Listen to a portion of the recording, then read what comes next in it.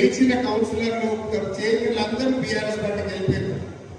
నాకు తెలిసి మొత్తం మనం గెలిచినటువంటి 12 మంది చైర్మన్లు ఉమా మురళీనాయక్ గారు ఒక్కరే కాంగ్రెస్ పార్టీలో మిగిలిన మిగతా వాళ్ళందరూ వెళ్ళిపోయారు.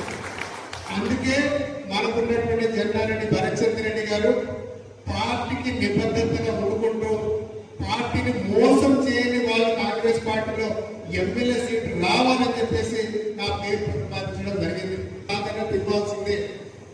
వారు వాస్తవానికి లీడర్షిప్ క్వాలిటీస్ లేకుండా పార్టీని పట్టుకున్న కార్యకర్తకి నిజంగా నేను చేద్దామని చెప్పేసి మన ప్రభుత్వం రేవంత్ రెడ్డి గారి ఆదేశాల గురించి చర్చ జరుగుతూ ఉంది.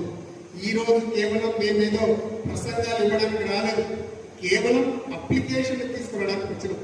అప్లికేషన్లలో కూడా మీరు వాస్తవాలు అందులో నింపండి.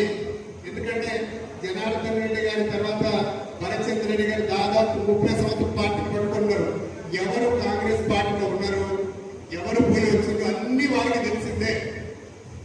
కాబట్టి మీరు వాస్తవాలను మీరు కనుక రాస్తే నిజమైన కార్యకర్తకు వాస్తవాలకు వివరణ పెడితే వాళ్ళకు న్యాయం జరుగుతుంది.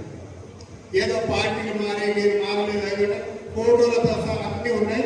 అవన్నీ మన పరిశీలకులు వారు అబ్జర్వర్లు ఎవరైతారో వారి దృష్టి కూడా ఉంది. కాబట్టి కాంగ్రెస్ పార్టీ తరపు నిబద్ధతతో కష్టపడినటువంటి నాయకుడికి న్యాయం జరుగుతుంది తెలియజేస్తూ పార్టీని సంస్థాగతంగా బలోపేతం చేయాలని, నిర్మాణాత్మకంగా పార్టీని గ్రామ స్థాయి వార్డు స్థాయికి తీసుకెళ్లాలని మాకు ఇన్ఛార్జిగా వచ్చినటువంటి మన నటరాజన్ గారు దీన్ని నిర్మాణాన్ని ఛాలెంజ్గా తీసుకొని కింది స్థాయి వరకు తీసుకెళ్లాలనేటటువంటి ఉద్దేశంతో మేము అవసరమైతే వీళ్ళకి గ్రామాలకు కూడా వెళ్ళి ఇప్పుడు మండల స్థాయికి వచ్చింది, జిల్లా స్థాయి, నియోజకవర్గ స్థాయి, మండల స్థాయికి వచ్చింది. దీన్ని గ్రామ స్థాయి దాకా తీసుకెళ్ళి వార్డు స్థాయిలో కూడా కార్యకర్తల్ని యాక్టివేట్ చేసి వాళ్ళ భాగస్వామ్యంతో ఈ కమిటీ నిర్మాణం జరగాలనేటటువంటి దృక్పథంతో పార్టీ పనిచేస్తూ ఉంది. పైనుంచి ఏఐసిసి నుంచి కూడా వచ్చిన ఆదేశాల మేరకు పార్టీ నిర్మాణం జరుగుతూ ఉంది. ఈ నిర్మాణంలో భాగంగా ఏంటంటే కార్యకర్తని యాక్టివేట్ చేసి ప్రతి ఒక్కరికి ఒక పదవి దక్కేటట్టుగా ఏదో ఒక స్థాయిలో పదవి దక్కాలని, వాళ్ళకు కూడా నాకు పదవి వచ్చింది అనేటటువంటి ఆనందాన్ని పార్టీ మిగిల్చాలనేటటువంటి దృష్టితోని ఈ కార్యక్రమం జరుగుతూ ఉంది.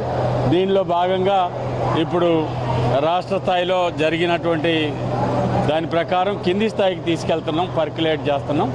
ఈ పర్క్యులేషన్లో భాగంగా ఇవాళ మండల స్థాయిలో మన పట్టణ స్థాయిలో జరుగుతూ ఉంది.